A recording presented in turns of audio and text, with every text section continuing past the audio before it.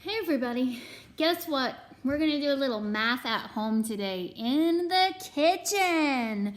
And I'm gonna ask you to double this recipe so you know exactly what I used in mine. You can do that on your guessing how much in the Google Drive and just add that to your sheet so that way everybody doesn't see what your answers are for your recipe. But double bonus, if you have any of these supplies at home, you are welcome to do so. So what we're gonna do is adapt our recipe for Rice Krispie Treats and do something crazy. I know, use Fruity Pebbles because we all know that's the big staple cereal at my house. And so we're gonna make Fruity Pebbles treats, or Fruity Krispie cereal, as we would say. I'm gonna start by turning on my pot. And the very first thing I did, of course, was wash my hands, which you need to do first too. All right, so I'm gonna start off getting this melted and then I'm gonna hold up the recipe for you to look at. But I am gonna go ahead and put in my butter and my marshmallows. Okay? And while that's getting started, awesome. While that's getting started, I'm going to give you the recipe. Now, obviously, I have a teenager in the house, so I had to double this recipe. So your challenge is to take this recipe and double it so you know how much I used to make this for my family. So if you need to pause the video right now, go ahead and pause the video. All right, I'm gonna give it a little bit of a stir, kind of hearing it. Now, if you choose to do this at home with your family or make this for your family, please make sure that your parents are kind of in the kitchen watching out. This is a hot stove that I have here. Also, hopefully these are some of the things that you already have at home, so you can just do that. When I say doubling the recipe, do you know what I need to do to the math of the original recipe in order to have enough? I hope that you do. All right, there's a couple of things while we're waiting on these to melt. Besides the math of the recipe, I learned a secret on the Food Network, so I can't take any credit for it. But they said to take a spatula and put butter on the back, so when it comes time to press it into the pan, we can do it without it sticking. So that's something cool I'm excited to try, because I haven't tried it yet. It could be a fail, but you know what it means when we make a mistake? It means that we're learning. Anyway. So these beautiful marshmallows are almost ready for us to put the cereal in. But there is one ingredient you may not have really noticed on the list, but it's vanilla.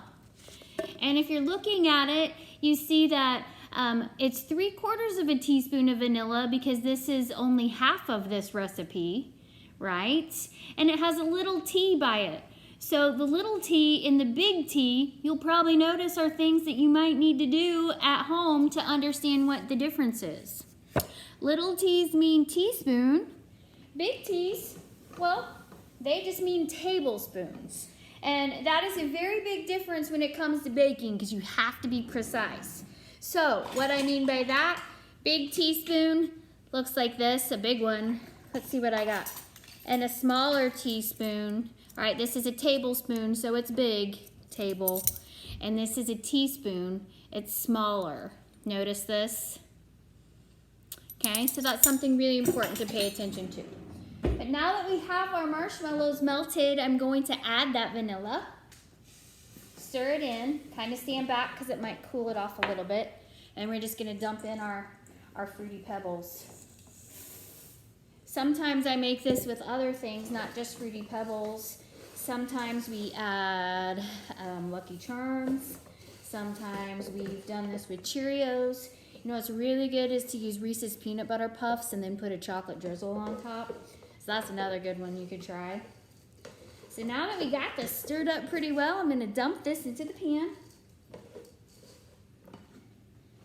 very carefully. You might need to have a friend help you with this, like your parents. What a good time to be together with your parents cooking, or even your brothers and sisters.